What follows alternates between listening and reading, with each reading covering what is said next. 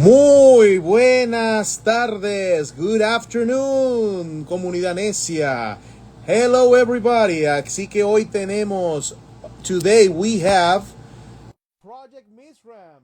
Así es, hoy tenemos a Project Mishram para los que hablan español y for those who speak English.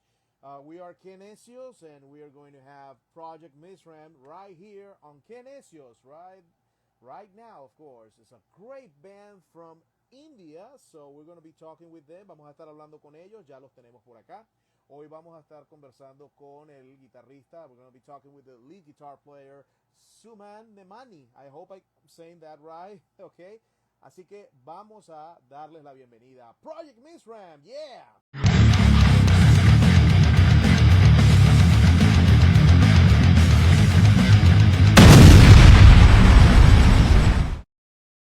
Hey, how are you, my friend? Hello, I'm good, Carlos. How are you? Very good, very good. So happy to have you here. So let's say, if I pronounce your name correct, Suman Nemani, right? You got it right. It's perfect. Yeah. Oh, great to have you here, Suman. No, so thank you so much for being here. We're really excited to have you guys here because, well, you're an amazing band, from India, and here in Latin America, we're blown away by all what you're doing. Thank you so much. That's very, very kind. Very good, very Very good. kind. So let me just say a few words in Spanish, so that Sure. the people that follow us in Latin America can Yeah. understand. Okay. Okay, a todos los que nos ven desde Latinoamérica, que hablan español, esta es Suman Nemani, el guitarrista líder de Project Mishram, ok, y estamos muy contentos de tenerlo por aquí, y por supuesto él está muy emocionado de estar por aquí. So hello everybody, all the followers from Project Mishram here on Instagram are getting together. So thank you so much. Hey, so Suman, so I remember the first time I heard you guys and you blow me away. That's because your music is so elaborate, and of course it's progressive metal as but of course we're going to be talking about that, about your style, your specific style, which is carnatic progressive metal. We're going to be talking about that. But tell me a little bit, when did this project started? The Project Mishram started. Sure. I'm happy to give you all of the background and history. Quick logistical question: do we also want to add my bassist, Ram Srinivas, to the stream? Yeah, Um, do you let's want see. me to? He can request, or you can add him. Yeah, let me see. Oh, okay, he's right here. He's Yep, Srinivas, right? that's correct. Yeah. That's right. Well, let's invite him, of course. Okay, Yep. vamos a invitar aquí al bajista, a Rams.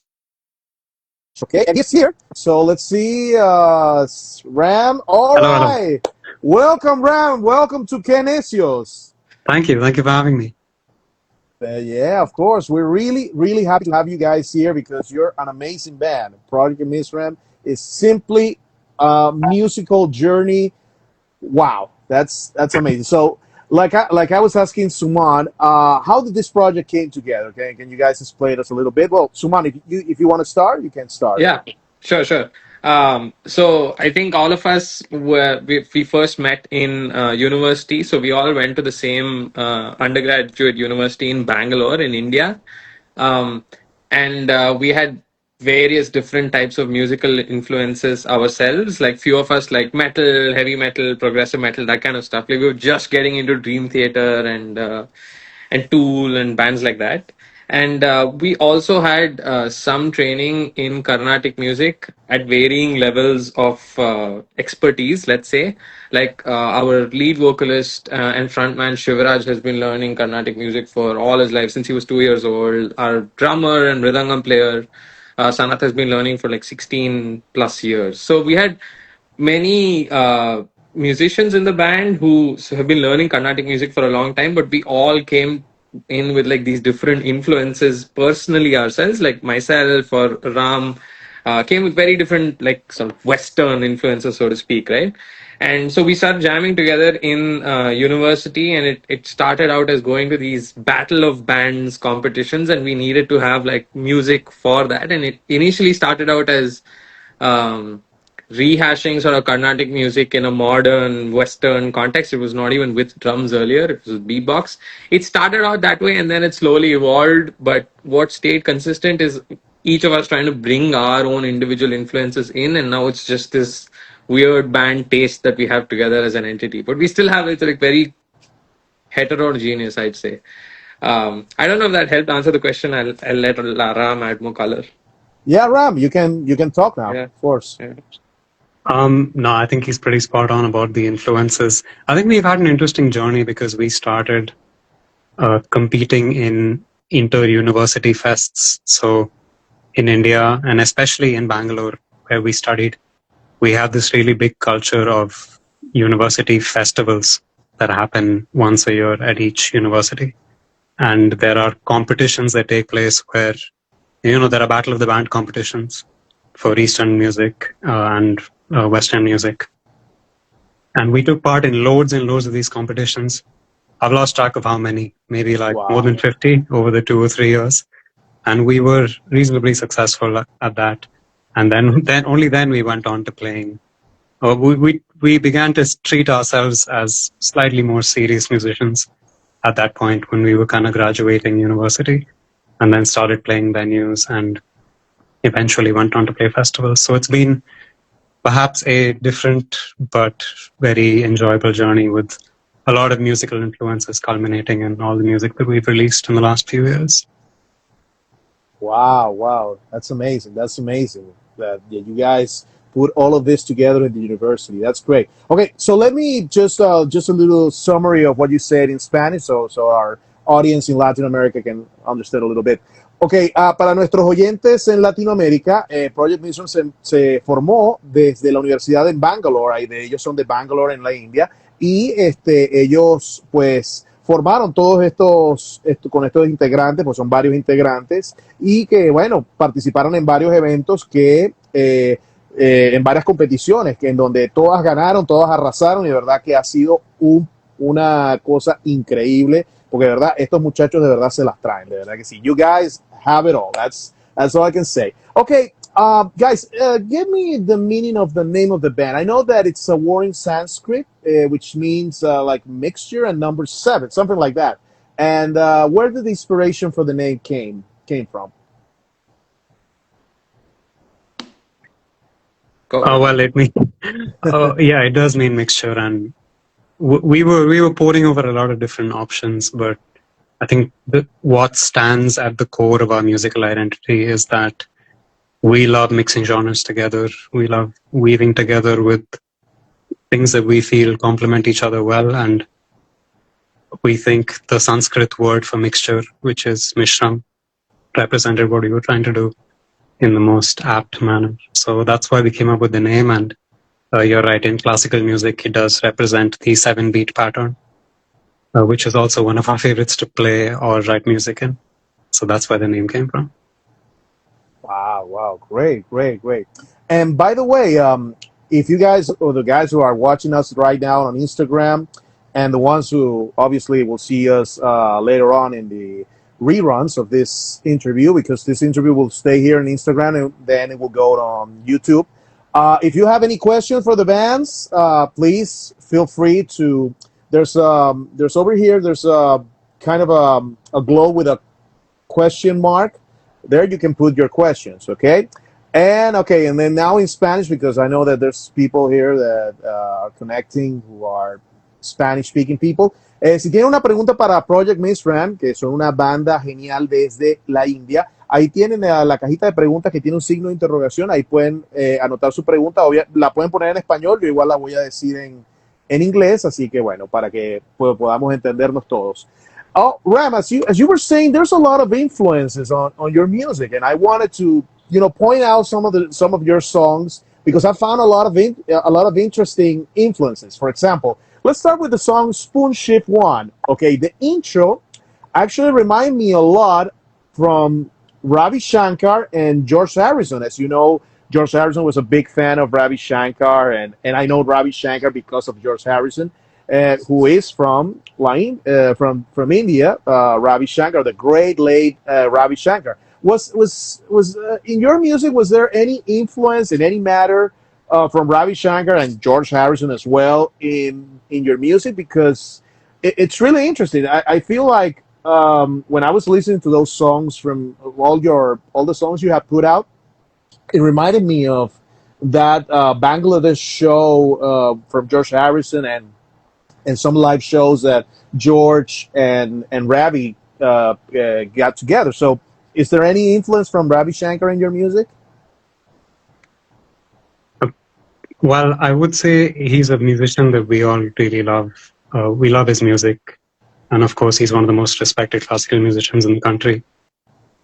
So yes, he is an influence in some shape or form. And George Harrison as well, to be fair. We are very aware of their collaboration and how George Harrison's influences eventually resulted in a lot of the Beatles music being shaped that way as well, probably during their psychedelic era or so. So in this song, specifically in Spoon Shift 1, I think it's really interesting that you noted the influence, or you perceived the influence to be from those two. Perhaps while writing, we weren't directly influenced by those two as much, but I think on a subconscious level, they're definitely part of the identity, because when you think of classical music, well, Ravi Shankar, for example, is one of the foremost that come up. We are perhaps more influenced by South Indian classical music, so we fuse Carnatic music, which is from South India. Ravi Shankar was perhaps more on the Hindustani side, which is more prevalent in North India. So yeah, but of course, essentially the question is, yeah, we will be influenced by him in some shape or form because he is just that prominent in this sphere of music. I think just to add some color there, specifically Spoon Shift 1, and I have not personally heard the song that you're referring to by George Harrison in collaboration with Ravi Shankar, but I think the commonality in a lot of classical music in India is the use of complex rhythms, especially in Carnatic music. So what you might have heard as a mathematical piece, which follows a particular pattern and then sums up to a particular number, which is typically the time signature of the song, is pretty common. It's known by different names in North Indian classical Hindustani music and Carnatic music, but the idea is similar, like the use of mathematics with the use of patterns to create a particular sort of piece, right? And what you hear in the beginning of Spoon Shift 1 is an example of one of those patterns, or mukta as it's called, in Carnatic music. So we employ a lot of those in many of our songs. It's almost like a telltale signature of ours that we like to do a lot of playful stuff with math and rhythms. So I think, like Ram said, the inspiration is definitely existing because they are such titans of music, but it's not directly in that sense. We probably are dipping from the same common pool of classical music and rhythm structures, right? So, in a different context, yeah. Wow, very interesting. Very interesting. I suppose that was the thing. Okay, let me just a little bit in Spanish. Okay, les estaba preguntando a los muchachos de Project Mishram sobre la influencia en una de sus canciones sobre de Ravi Shankar y George Harrison. Sobre todo Ravi Shankar, que Ravi Shankar es de la India. Y ellos me dicen que inconscientemente o subconscientemente hablando, sí, a pesar de que nos dijo Summant que él nunca ha escuchado esa colaboración entre George y Ravi. Ram sí la pudo escuchar en algún momento, pero dice que bueno, que subconscientemente esas influencias llegan y que siempre forman parte de toda esta mezcla, porque de hecho se trata de eso, la mezcla en la banda. Okay, guys, well, one of the guys that belongs to quienes is right here. Well, two of the guys. Juan is here and he says, what an awesome band. Liberate is such an interesting song. Well, we're going to be talking about Liberate in a little bit. But of course, you mentioned, guys, the Carnatic music or Carnatic metal or progressive metal, which is what you're doing. Can you explain to us, because we're obviously Latin American people and we probably do not know a lot about Indian culture, but we're really interested in knowing, and I'll be very interested in Indian music, especially because of George Harrison, the Beatles, and Ravi Shankar. I got interested in that. So Carnatic metal progressive, that's a style.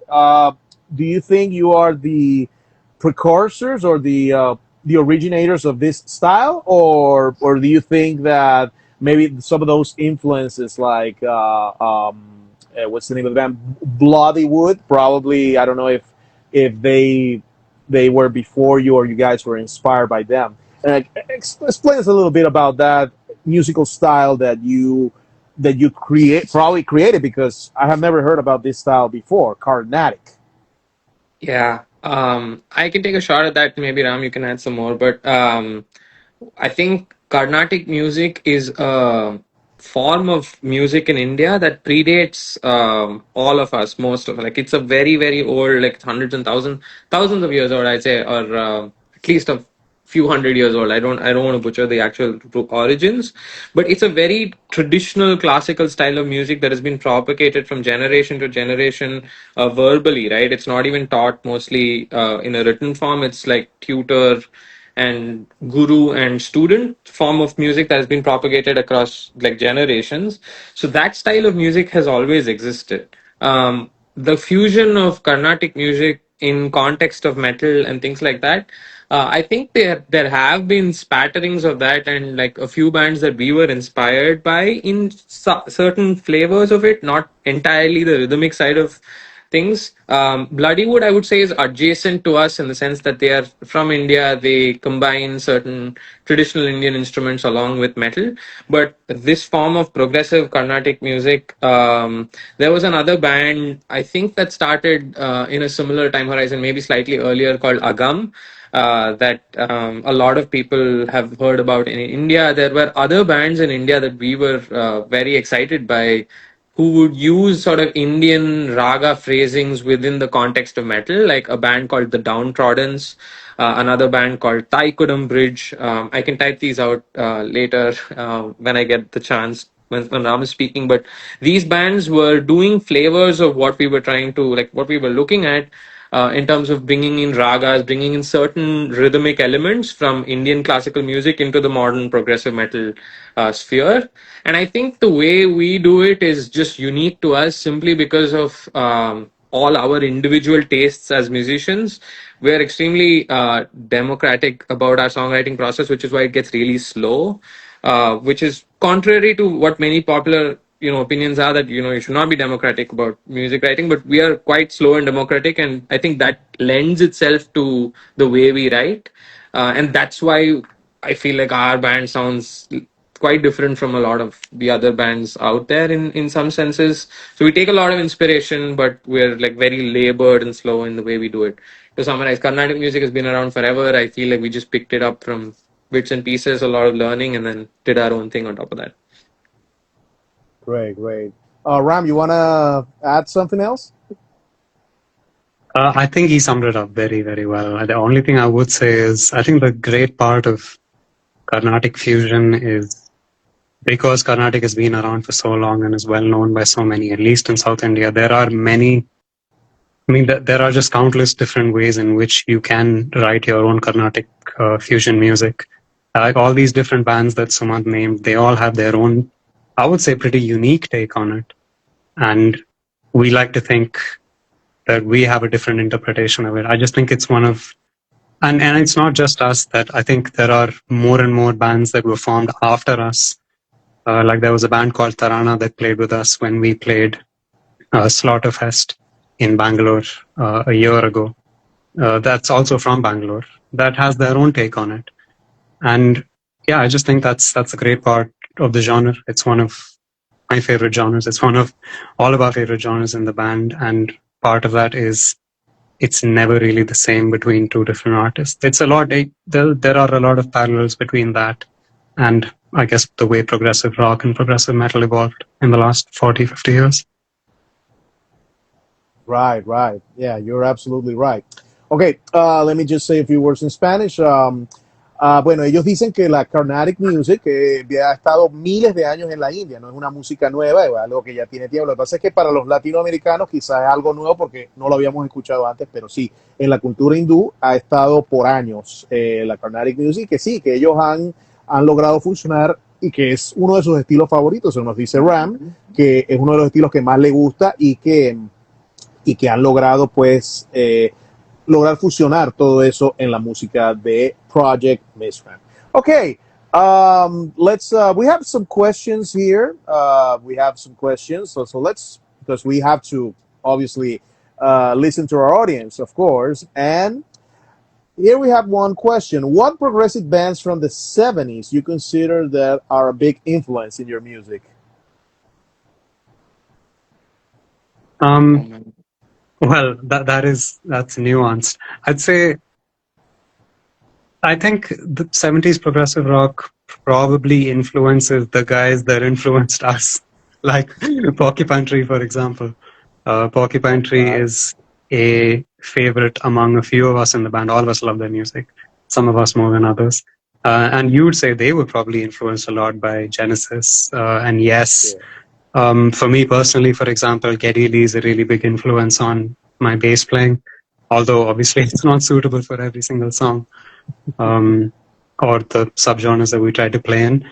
So I would say maybe not directly from 70s prog, but we listen to maybe bands that have more modern takes on progressive rock metal, whether it was Porcupine Tree, as mentioned before, or Opeth, for example, Dream Theater, as someone mentioned.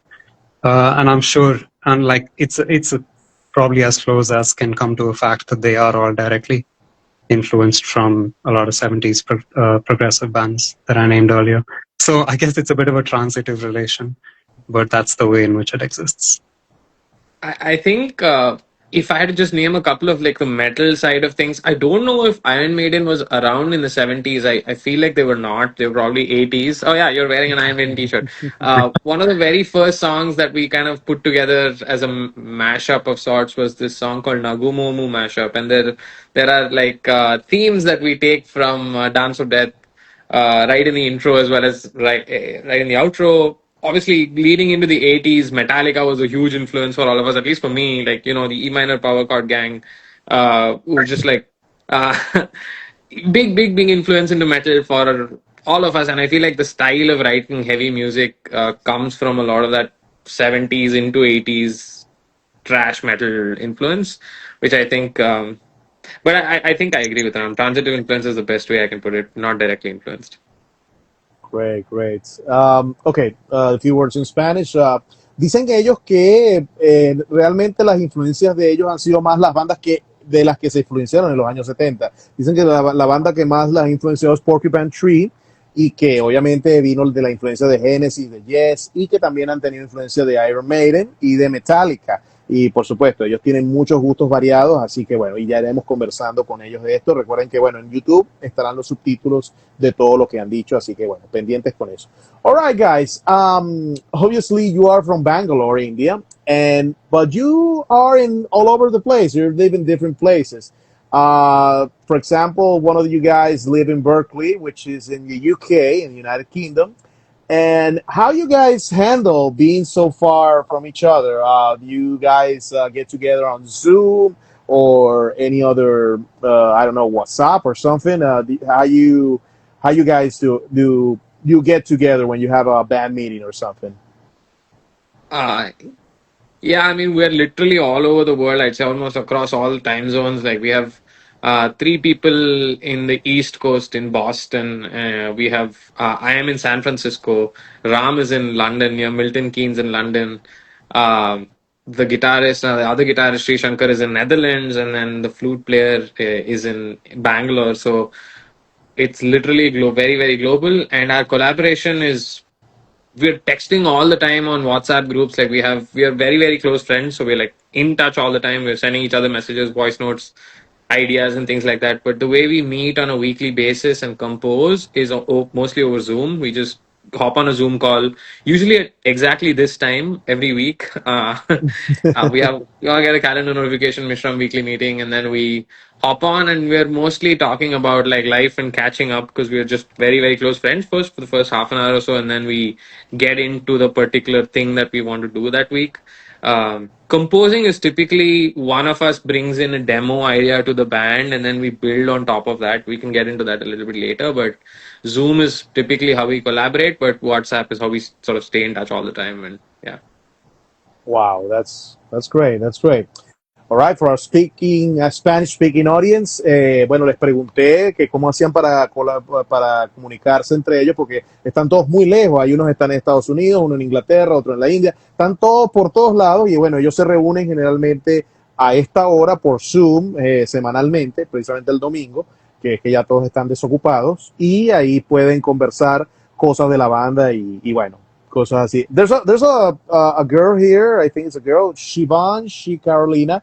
She says that she loves India, she loves rock and metal, and thank you, gracias, all right. Thank you for being here, of course. Gracias por estar aquí if you speak Spanish as well.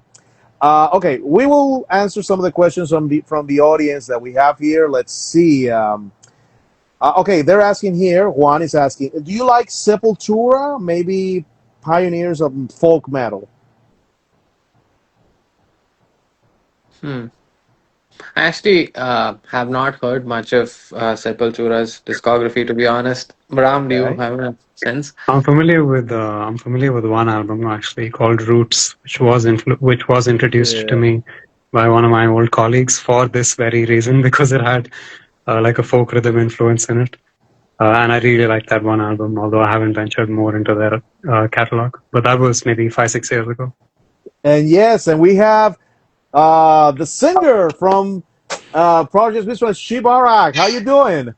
Good. How are you? How are you? Nice to see you. Very good, very good. So nice to have you here. So we have the full people here, and we have the 4 windows occupied. That's the drummer. All right, we have some And other the members violinist there. is somewhere here. My God, we got. Hey, how are you? Oh, man, we have the whole band here. My God, Pretty thank you. much. Thank you guys for being here. Oh my God. Yeah. So yeah. So well, we're having a great conversation here. So okay, Shivarak, thank you for being here as well. Ran and of course Sumant, right? Thank you so much, guys, for being here. And okay, let's continue with the audience questions. Let's see. Do you like progressive metal with some death metal taste, such as Between the Buried and Me? Oh yeah, because well, I got a question here because your song Kana Kana has death metal vocals on it, or guttural vocals or guttural style. So yeah, if you like, do you like death metal? Yeah, I'd say so. It forms a bit, I guess. When it comes to Between the Buried and Me specifically, it's probably not a hugely popular band within our band. I like a couple of their albums. I like the recent one because I listened to the Blue Nowhere quite a lot. The song when it came out before the album actually released. But yeah, I'm not sure if that band specifically is a huge influence among us. But we do like death metal fused with other genres or progressive death metal. Maybe someone can expand more on that. Yeah, Yeah. I'm not able to remember if I think I'm confusing After the Burial and Between the Burial and Me, but we do definitely like Between the Burial and Me, and Sanat will remind me of the actual. I think Ectopic Stroll. That's the particular song that just struck on me.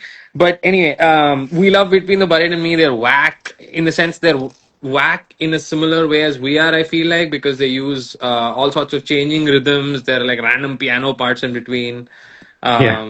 It's a very cool band. And Kana Kana in particular, I feel like we were like singularly almost inspired by this one band we love called Vilyartha. They are, I feel like I want to say Swedish. We saw them in UK Tech Fest back in 2019. I think we went right before them. We went one band before them. And we were just blown away watching them live. The riff writing style, and we were like super inspired by that. And then we decided to collaborate with K-Mac and had sort of growling vocals. But the idea of like growling vocals is not necessarily only coming from death metal for us. Like we used to listen to a lot of Lamb of God. Like I said, some of the Indian bands that we were talking about, Downtrodden's. Meshuggah, obviously, Meshuggah is a huge influence for us. And yeah, they all have dirty vocals, and we love that take for Kana Kana. Yeah, Lamb of God, I'd like to add. I think, at least for me personally, that was my entry into metal after Downtrodden's, and this man here, he's the one that introduced me to it. So the drummer Sanat and I have been roommates in engineering or like in university for like 3 years. So he used to wake me up to Lamb of God on the speakers, blaring every morning. Walk with me in hell by Lamb of God. That was the song. So yeah, Lamb of God definitely huge influence from our. Great, great, great, great. Okay, okay, just let me a little bit in Spanish before we continue on. Okay, para los que hablan español, que están aquí, les preguntamos si les gusta el death metal y dice que sí, que ellos tienen bastante influencia, que Lamb of God es uno de sus grupos favoritos en líneas generales de toda la banda. Y bueno, es básicamente eso, de que sí disfrutan, que bueno, ellos no son death metal, pero sí tienen la canción Cana Cana, que sí tiene un poco de death metal incluido ahí. Okay, guys, and I think this question goes more to Shivara. Okay, Shivara, you're the singer, of course, of Project Mishram. There's a song that it was really interesting to hear, which is Cynic Machine. Cynic Machine has kind of an influence from Linkin Park. That's what I heard. Korn, Limp Bizkit, I would say. But but the interesting thing here, and this is interesting for our Latin American audience, there's some words in Spanish. There's some of the song is sung in Spanish. Any of you guys, or I know if you, Shivaraj, you speak a little Spanish a little bit, or you only learn this Spanish in this for this particular song or the particular words. Tell me a little bit about that. For sure. First things first, I think in the entire band, I guess Sumant is the one who's Yeah, yo started. hablo un poquito en español. I'm learning. Oh, all right, all right. Sorry, go on. I had Yeah. to say that. I promised my wife I'd say at least one sentence in Spanish. Go on, Shivaraj. Great, great. But yeah, at the time, no, we didn't know any Spanish, and I think I was so I brought this idea to the band, like I pitched it to the band, and this idea was actually inspired by the theme song of the series Narcos on Netflix. Narcos, yeah. Yeah, Okay. the theme song was like pretty. It had a big influence, and I thought, why not? Let's just throw it in.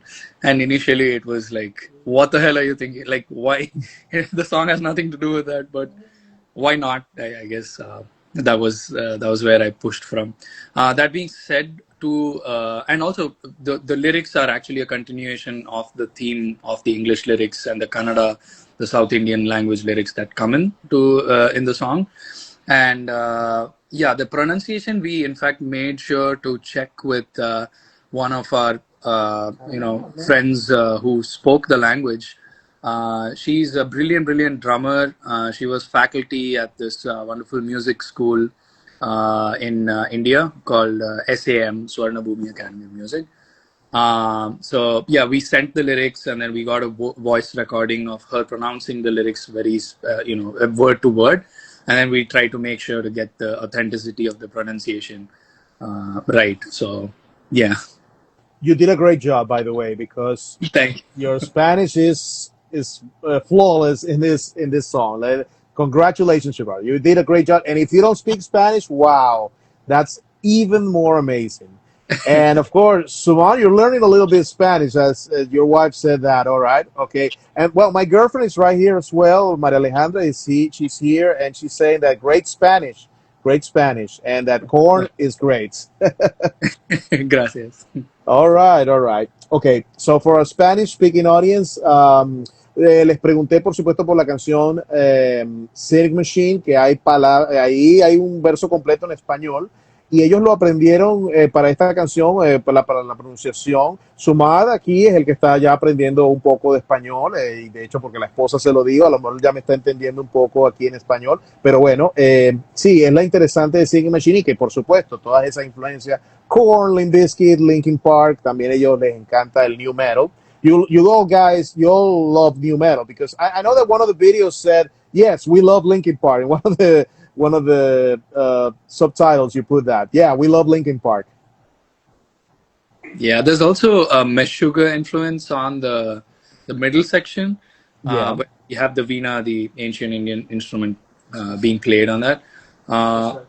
That's Meshuggah a little bit, and also Tesseract.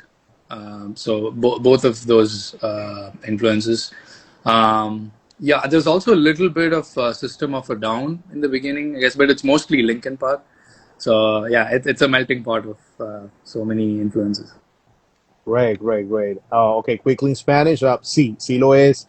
Bastante influencia de Linkin Park, así que bueno, podemos encontrar un poquito de Linkin Park en la música de Project Mishram, por supuesto. Una música bastante elaborada, pero sí, hay muchas influencias y eso es lo que me encanta de Project Mishram. Okay, guys. Obviously, you know that we are an Instagram account that we are all over the place, just like you guys are. Of course, like I said, we are quienes. That's in English would be something like the stubborn guys or something because we are really stubborn. So we are four guys. Juan is in Spain. There's Tama who is in Italy. Marcos is in Chile, and I'm in Venezuela. I'm actually in Venezuela. Yes, and yes, we're happy for what happened. Yeah, we're really happy that what happened. So we're not gonna talk about politics here, but we're really happy what happened. Yeah. So but my question is, sometimes decisions, especially when you're far away, are kind of difficult sometimes. Is it really hard for you sometimes to make decisions, even though you're very far? And don't worry, we understand because it's hard for us. It must be hard for you guys. Yeah, I think I think decisions are hard for us. I mean, like when we have to make big decisions, we try to make them as like we sort of vote on it and we discuss a lot about it in the weekly meeting that we have as much as possible. And many times, because these are hard and we're all remote, we end up not making a decision and we progress slower as a band, if you ask me, as a result. But I think I'd say we're very aligned in terms of what we want for the band as an outcome. So even though we might disagree on how we get there sometimes, we're okay. We just sort of disagree and then just like agree to do it anyway. But I'd say we try to iron out as much as possible and work through those differences and disagreements wherever they exist and try to understand why those disagreements exist. But yeah, I guess we try and figure it out because we are all friends first, like I said, and we try to make it as productive as possible. Great, great. Okay. All right. So there's okay, just a little bit in Spanish. Sí, tomar decisiones estando todos lejos puede costar, pero que sí, que ellos logran tomar decisiones importantes así que así estén todos lejos. De todas formas, siempre hay lugar para tomar buenas decisiones y que generalmente no tienen tanto conflicto. Así que bueno, eso es lo importante. Guys, there's another song that caught my attention a lot, and this is going to be interesting for my girlfriend because we're big Michael Jackson fans. And this question is for you, Ram, because the song, let's say if I'm pronouncing well, the Nagomomu mashup, the bass, your bass reminds me a lot of Billie Jean from Michael Jackson, and the song in general reminds me of King Crimson, by the way. So Ram, tell me, is Yeah. Michael Jackson an influence on you? Yeah, sure. Well, Michael Jackson was probably the first Western artist that I started listening to properly when I was maybe a teenager or a bit younger than that, because my parents really liked listening to his music. But I think the bass line you're referencing is Thriller rather than Billie Jean. But they're both great songs, and I love them both. And I think we all love Michael Jackson. I mean, he must be one of the earliest. Yeah, he's the king of pop at the end of the day. So he's definitely one of the earliest, perhaps subconscious influences that we all have. Again, the song I wouldn't say is that directly influenced by him, but we felt that the bass line from Thriller would go really well with the Carnatic song, Carnatic Kriti called Nagumomo. We thought it would go really well with that as an intro section. And that's the same song which also has the Iron Maiden section in it just before the section that you're talking about. We felt that the intro to Dance of Death by Iron Maiden would go really well with the same Carnatic Kriti. So yeah, it was just our way of finding two very different but very suitable ways to fuse Carnatic music with Western music. Great, great, Yeah. great. Yeah, someone.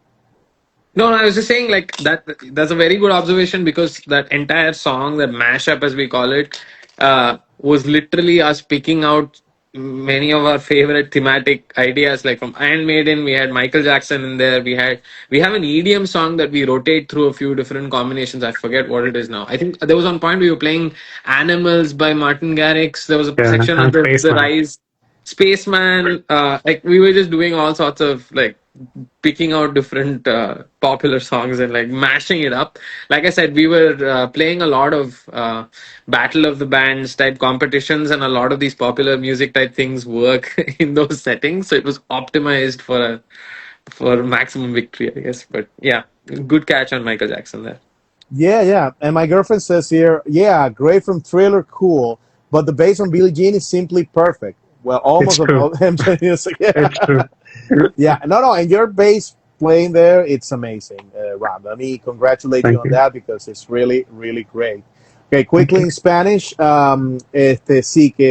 sí hay influencia de Michael Jackson, por supuesto, en esta canción Nago Momu Mashup, el bajo, obviamente Ram nos confirmó que sí, que Michael Jackson es el rey del pop, obviamente, y que la influencia es obviamente marcada aquí en esta canción precisamente. Okay, let's go with some audience. Let's see here. Okay, Juan is asking, you have a song working with bossa nova sounds. Do you know any other Latin American music styles?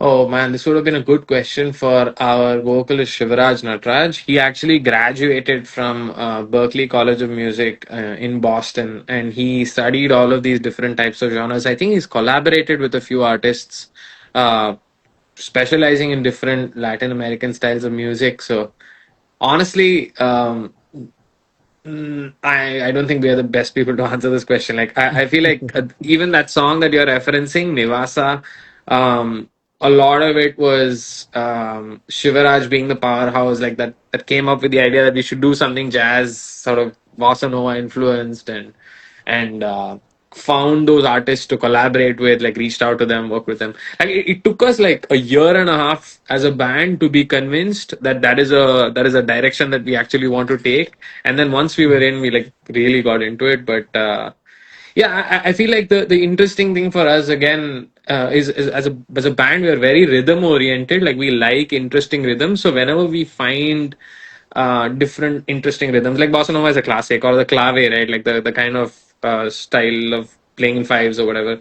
Um, we try and like get inspired and borrow and use. So we're always looking for new sort of directions. Nice. Yeah, because you definitely have a lot of influences in your music. There's because I pick a lot of stuff like, okay, this reminds me of this, and we're going to be talking a little bit more in the next few minutes, of course. Okay, for our Spanish speaking audience, efectivamente, sí, ellos eh, tienen pues todas estas mezclas en su música. Obviamente es mucho lo que ellos tienen. Ellos siempre toman algo de diferentes bandas, sobre todo en esta canción, que obviamente Michael Jackson fue una influencia buena para ellos, y King Crimson y muchas otras bandas. Y claro, ellos siempre han agarrado como ciertas cosas de todas sus bandas favoritas para incluirlas en Project Mishram, of course. Okay, you guys, as you mentioned, you play with in a lot of competitions, but you have played some festivals. You know, you have played festivals. You share with you share the stage with Slayer, Slipknot, Judas Priest, Motley Crue. Do you have the opportunity to see any of these bands, and which of these bands impress you the most in a live setting? Oh, I mean, across all of us, we have watched a lot of our inspirations.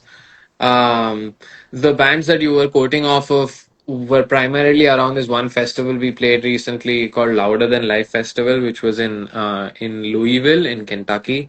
That was in 2024.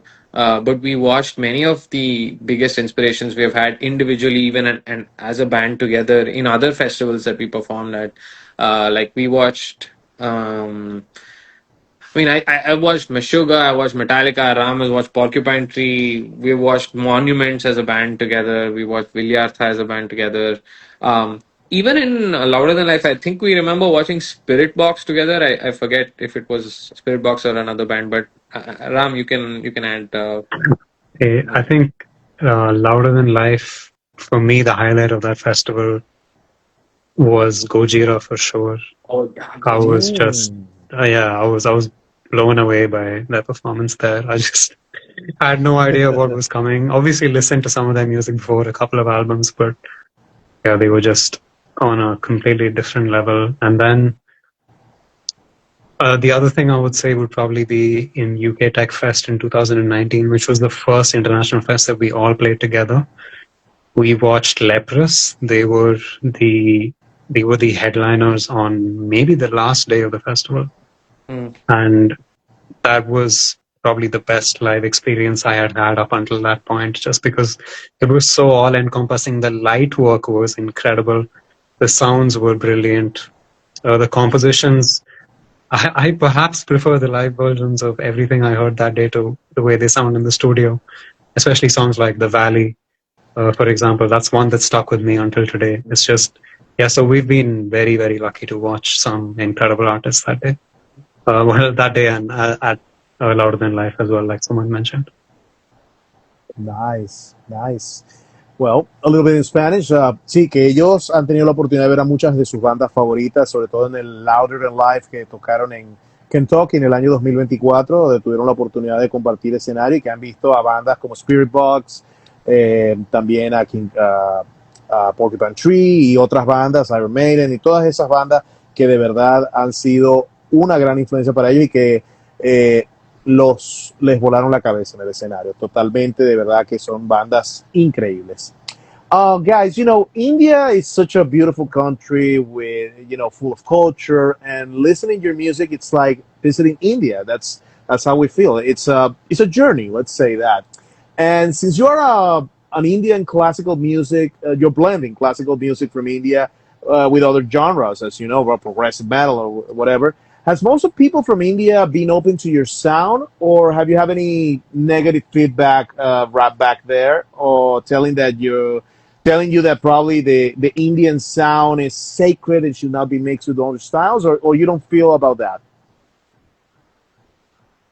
I think we've had mostly very encouraging responses to our style of music, like from especially from people our age and younger, and like even in that in a similar mind space, people who come to our live shows are mostly in that headspace, and they really like the fact that um, either they also grew up with some form of Carnatic music, or they're being exposed to it through our music, which is making it more accessible to them because they like metal and they like jazz and they like all of these other genres, and this becomes a vehicle for them to get exposed to Carnatic music and its rhythms and whatnot.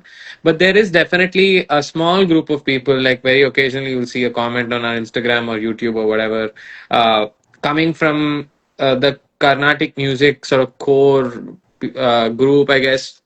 There are a lot of purists who don't believe that Carnatic music should be tainted, according to them, with other genres of music, and it should not be polluted and things like that, which is a classic problem for anyone innovating along a certain direction with anything that has existed for a very long time.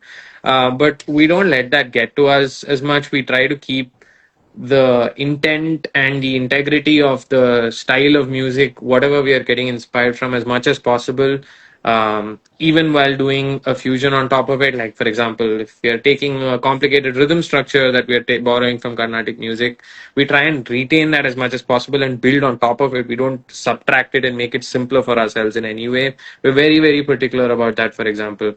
Our bandmates like Shivaraj, Sanat, Pranav, Anirudh, all of the Carnatic forward musicians in the band, they are themselves sticklers for being proper about the way we follow these rules. And so having that discipline from that, and then having also the flexibility to innovate on top of it, has allowed us to stay relatively, positive in terms of the feedback that we have gotten, I think. But there has been some negative, and that's fine. It's acceptable. Yeah, but anyway, I check your comments on YouTube, and they are mostly positive. That's what I saw. So Yeah. probably the negative part is basically inside India, and maybe the people, because there's gonna be people that criticize. Yeah. That's impossible. Yeah. Nobody. There's gonna be somebody that's gonna say, "Oh no, you guys are doing wrong." But no, for Yeah. me, you guys are doing great. And like Juan says here, you go ahead working as you do because you sound amazing. Thank you, Juan.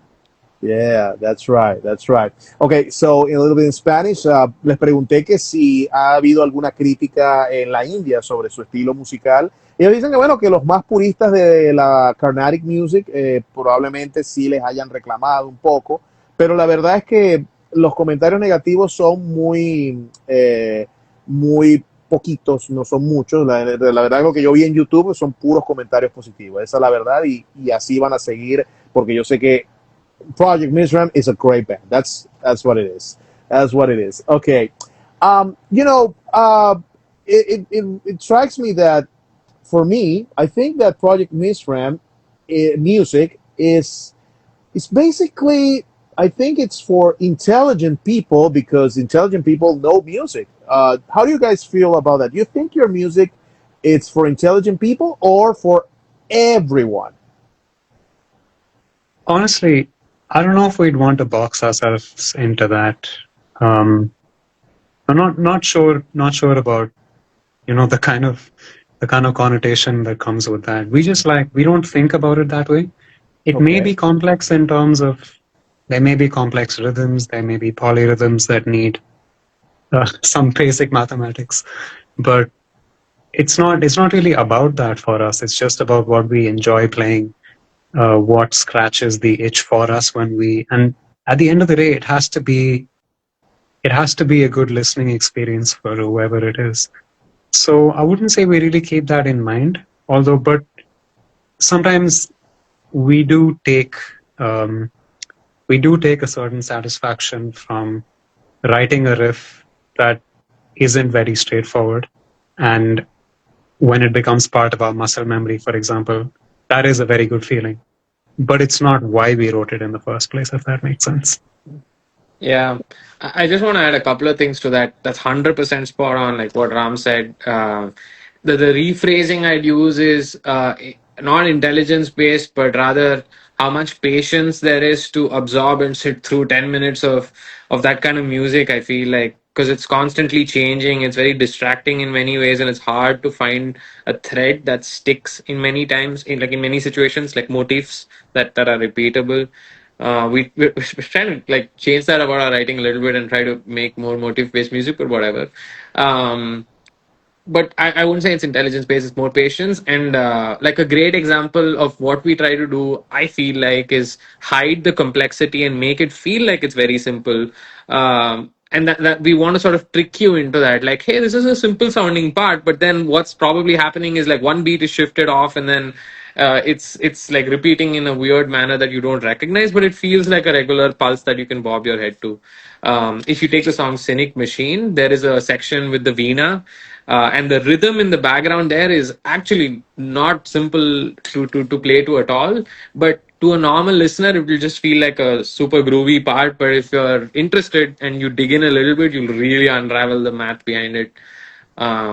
Yeah, so I would say the more of a filter is patience, and people who listen to like progressive music already have the patience for long songs and changing parts and whatnot. So we tend to be more popular there, but we're not trying to make it inaccessible in any way. That's great to listen to. That's a great answer, guys. I really congratulate you because that's an amazing answer. Thank you so much for that answer. And okay, let me just rephrase a little bit in Spanish. Bueno, les pregunté que si ellos consideran que la música de ellos es para gente inteligente y ellos dicen que ellos no piensan en eso porque ellos tratan de no pensar en eso, aunque sienten satisfacción, como lo dijo Ram, que sienten satisfacción de que algo que ellos escribieron que no fue tan como lineal, sino más bien complejo de hacer, ellos sienten la satisfacción de que sí, de que está llegando la música a donde ellos quieren. Así que bueno, básicamente es lo que podemos decir. Okay, guys, your latest single, Liberate. Congratulations on that recent single. Obviously, Ram, you have a great bass sound. Let me tell you that you have an amazing bass sound. So tell us a little bit about this song and, of course, your upcoming plans, a new album, festival shows, because we have some questions about festival, but let's answer first the Liberate, your latest single. Well, Liberate is the product of maybe 2 years worth of writing and deliberating and back and forth. I guess the initial idea for us was to create something with a funk metal influence. We have different funk influences. Like Shivaraj would tell you that he really likes the Cory Wong sound or the Wolfpack, that circle adjacent sound, which is what we're going for in the very start of the song. And we wanted to fuse that with our own flavor of metal.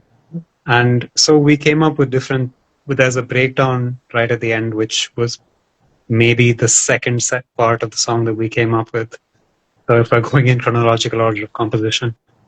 But it was just written in different bits and parts, and we glued them together over a period of time because we wanted to make sure that the song flowed in the most coherent manner possible. And I think we're happy with the way it's come out, and we're glad that you like it as well. So I think we all really want to be a lot more prolific as a band, because I think the last song that we released was in 2023, Sarah. And there's, of course, been almost 2.5 years since putting this out. So we are planning to release a lot more music in a shorter span of time, for sure. I think Sumant can tell you more about that, because there are specifically a couple of things that he kicked off that we've got in the pipeline. I feel like just to add a little bit more about Liberate and how we write and why we ended up with that structure and the way it did. Ram summarized it perfectly. It was like a funk metal was the thesis, but the way we write is we write a part, we come together, we collaborate. Like we are toying around on like mostly VST based instruments. Like we're not recording real stuff and we're composing mostly. So we're toying around. We come up with the part, we send the demo on WhatsApp, and then we go away for the week where all of us are marinating on that idea and just like listening to it in our own heads and listening for what feels like this part needs or what could come after this part. Like so we're spending a lot of time, like we're driving and listening to it, we're listening to it while working out or whatever, right? Like and that process of marination and really absorbing parts allows us to go in like all of these different directions instead of one writing session where like, okay, we need a verse now, we need a chorus next.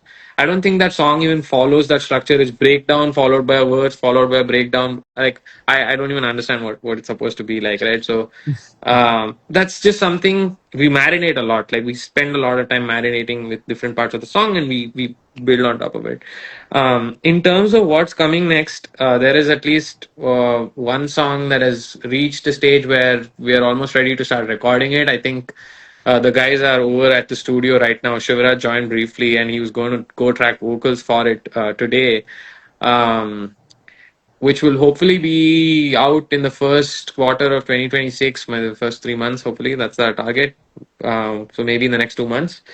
And then we have a couple of more songs that are in the writing pipeline right now after that, which are exploring an entirely different subgenre, I guess. But still like metal based. That hopefully will come out in the first-ish half of Q2, Q3, I guess, of 2026.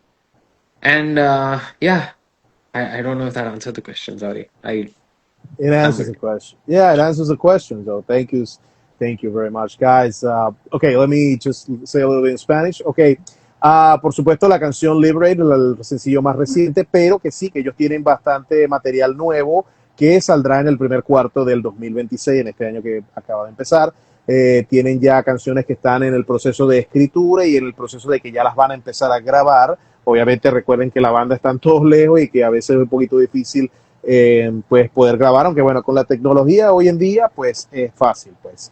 Like I was saying, with technology everything is possible. It doesn't matter if you all guys are far away from each other, you can always record songs and remotely as we speak. Obviously the pandemic times taught us a lot about that, and we actually learned a lot from those days. So I guess you guys are probably used to do that. Yeah, I think the pandemic helped us perfect that method of being able to write remotely because we wrote a good part of our album during the pandemic. The first album that we released, Miso, was mostly written during like 60 to 65% was mostly written during the pandemic, recorded in the pandemic, and we were uh, trying to go to the studio as safely as possible and do it. But yeah, remote collaboration started there for us. That's right. That's right. Okay, we had a question here. Any plans to be part of the Prog Power USA or Europe festivals?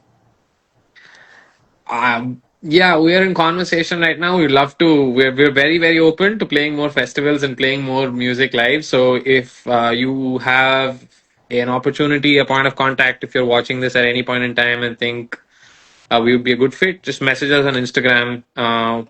Yeah, we can. We'd love to be part of Rock Power USA or Of Europe. course, of course, of Yeah. course, and you're going to be part of a lot of festivals. I hope that because you guys deserve to be those big festivals that are taking place all over the world, Thank whether you. it's Europe, USA, whatever, you're going to be part of that. I'm pretty sure about that. And so, okay, a little bit in Spanish.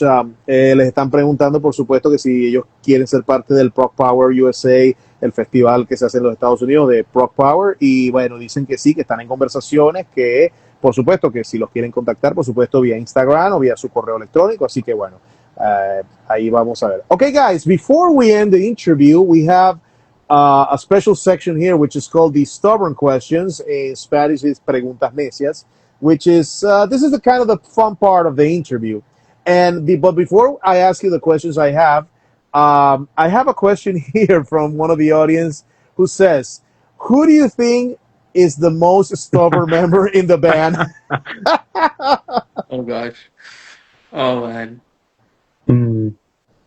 I think it comes down between two people.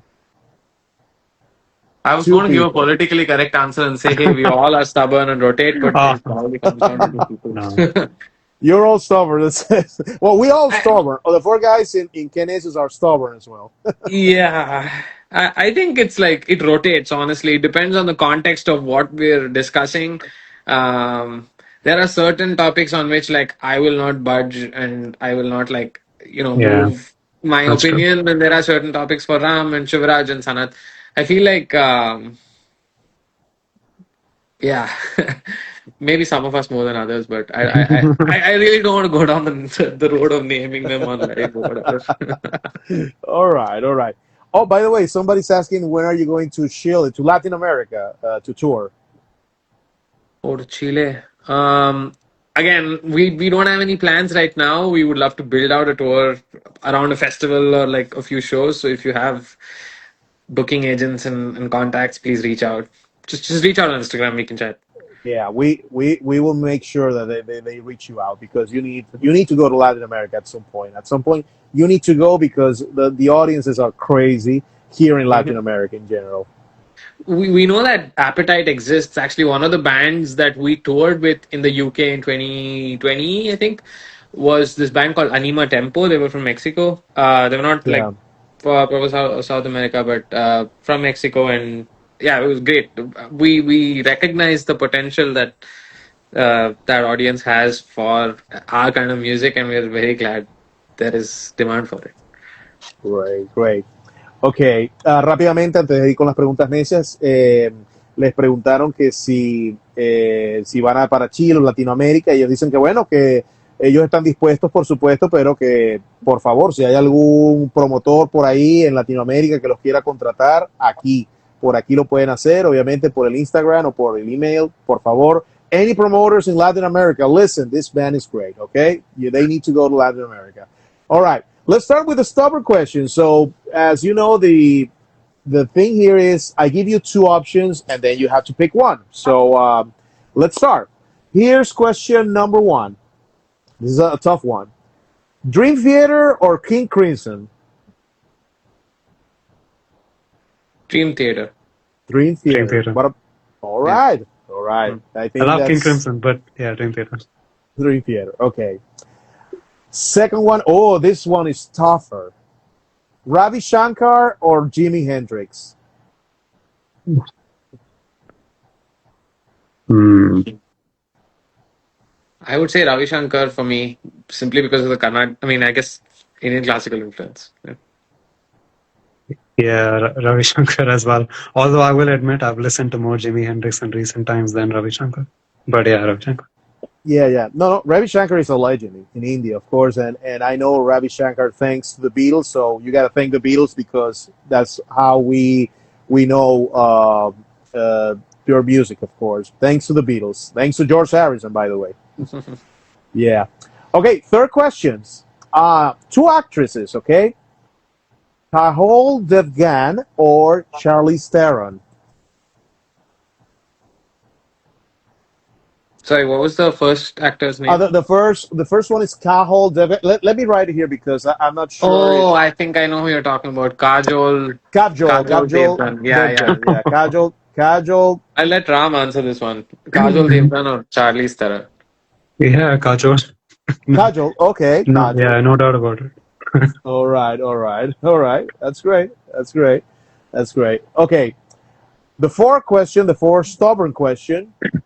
The Doors, the group The Doors, or Pink Floyd? Pink Floyd for me. Pink Floyd, hands down. Yeah. Pink Floyd. All right, Pink Floyd. You're very, very progressive rock, progressive metal loyalist. Okay, that's good. I guess. That's great. That's great. Oh, number 5 is I think I know the answer to this one. Ram. I think I know what Ram's gonna say. Porcupine Tree or Leprous? Oh, Porcupine Tree, like 7 Yeah. days of the week for me. Yeah, it's an easy one. Porcupine Tree.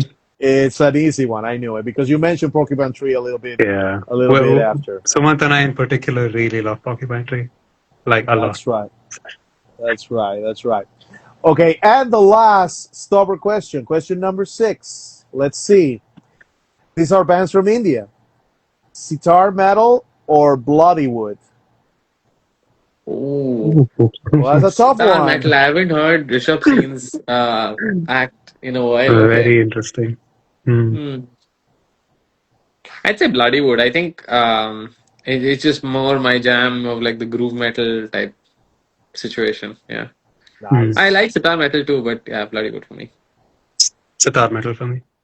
Sitar metal? Okay. Yeah, I think it could be for like emotional reasons, but I listen to them a lot at a certain time in university, and like whenever I listen to them, I think back to that time. So yeah, I think I'm going to say sitar metal. I think I'm getting influenced by Ram's answer. I remember that time too. I've forgotten that phase we had where we used to like jam sitar metal every day. Yeah. Okay.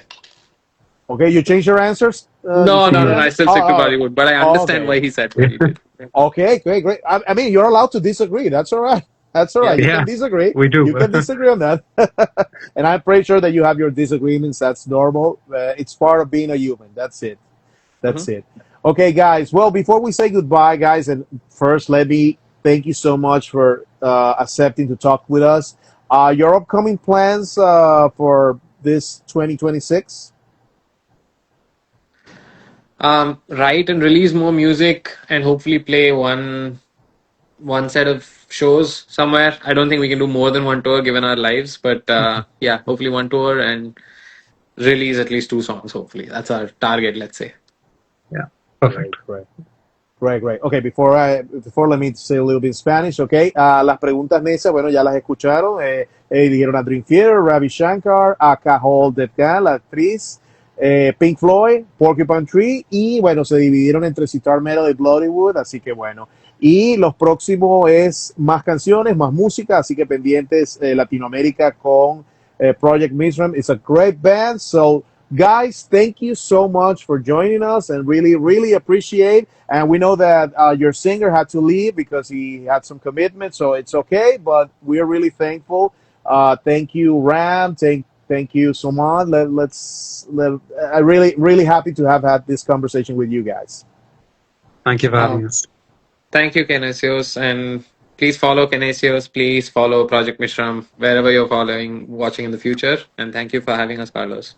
Yes, of course. And this interview will be very soon on YouTube, so we will let you know with the Spanish subtitles. So for our Latin American audience, so wait for that, and we will let you know. Thank you so much, guys. Muchas gracias. Thank you. Yeah, muchas gracias. Okay. Thank you so much. Bye-bye. Thank you. Bye. Thank you.